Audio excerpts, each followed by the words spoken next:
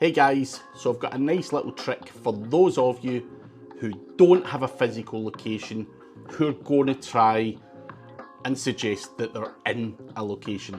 A fake address, call it what you like, when it comes to your Google Business profile or your Google My Business.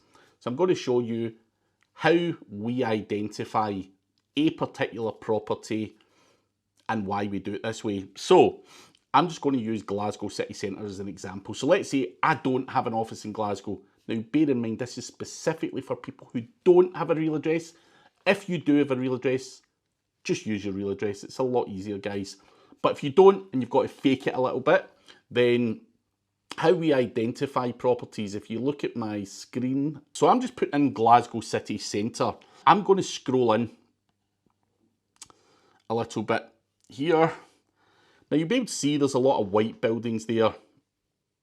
There's some yellow buildings and stuff like that. Now the yellow buildings typically are commercial properties.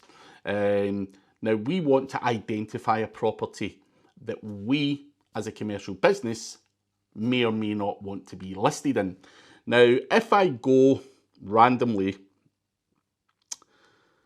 now we can see the Pavilion Theatres here. We can see that if I click on that, there is something there. It does look like a commercial property. Now, if I right click on that particular place there and click what's here, it is going to show me that there's Lauders and there's the Glasgow Whale Shop. When you do the GMB listing, typically what we do is do citations 6 weeks before. We've got to identify the location, do citations probably 6 weeks before, make sure they're all indexed, and then try and request verification. Now, if you do the citations, you're building up a little bit of trust, and it may allow you to verify that that's your location. Now, a lot of times what happens now is it goes into suspended mode until you prove through video verification or photographs or fake documents where you are. However, one of the first things Google will do is go onto Google Street View and check that first and foremost it is a commercial property. Now, if there's 100 businesses listed at that property, you've no chance of getting that verified without extensive video documentation. So you want to try and find a building that's not been overly abused from a GMB perspective, because there are certain locations in Glasgow that I can show you just now. Let me just grab one. 272 Bath Street, Glasgow is a very well-known virtual office. If I go to 272 Bath Street and I look at all of the places that are there, there's tons of businesses there. You can view them all. And this is all the ones that are currently live and existing.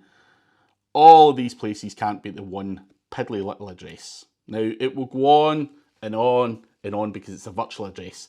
So if you say you're there, it's going to say, show me. Google are going to want video verification inside and outside the office, and they're going to want proof of the signage and all that kind of stuff.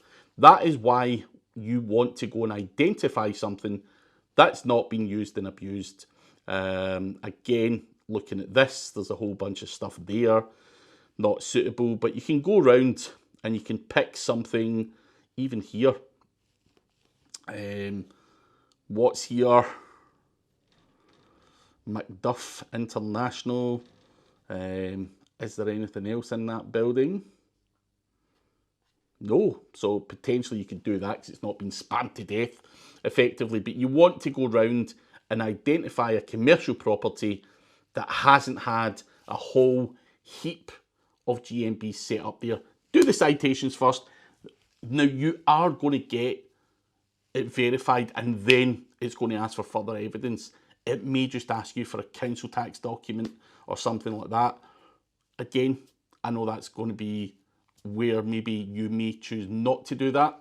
But for people who do want to play games, a lot of people will use a Photoshop document, and that is normally enough to be able to claim a GMB listing in an area that you're not physically located. So The most important thing is you need to go down to this level of detail now.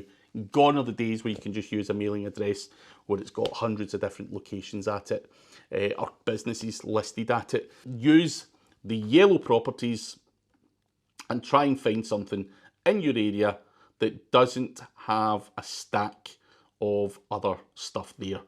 Now you will see that that looks like a